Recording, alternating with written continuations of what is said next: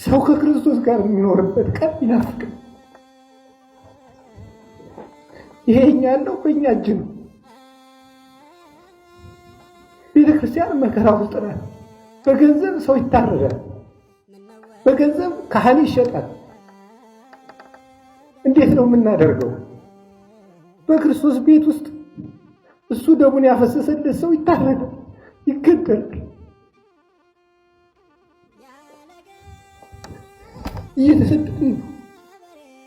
እኛ እኮ ከቤተክርስቲያን ውስጥ የቆምን ይመስለናል እንጂ ስደተኞች ነን። እና አባቶችን ልናስብ ይገባል። ሁሉ እንደሆነ ያልፋል።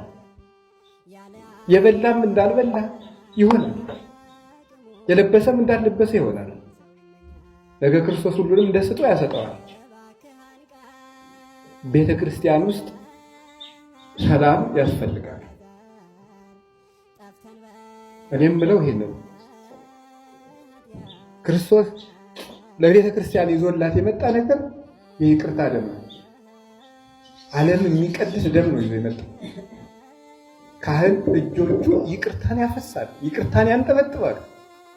ቅዳሴ ላይ እጆቻችን የይቅርታ ደም ተነክረው ወጥተው እንዴት የሰው ደም እናፈሳለን? እንዴት እንደበድባለን? እንዴት እንሳደባለን? እና አሁን ተመልሰን ይሄን ማሰብ አለብን። እውነቴን ነው። እዚህ ያለነው ካህናት እንኳን ሄደን መታረቅ አለብን። ካልሆነ ግን ምዕመናን የእኛን ገፈታ ነው እየቀመሱ ያለ። ቤተክርስቲያን የእኛን ገፈታ የእኛን ዕዳ ነው እየጠጣች ያለችው። ዘመኖች ሹመቱም ያልፋል፣ ሁሉም ያልፋል፣ ፉክክሩም ያልፋል፣ በዘመድ መታጀቡም ያልፋል። የማያልፍ ቀን አለ። ክርስቶስ አክብሮና ከዚህ በላይ ምን ያርግልን? የእሱ አገልጋዮች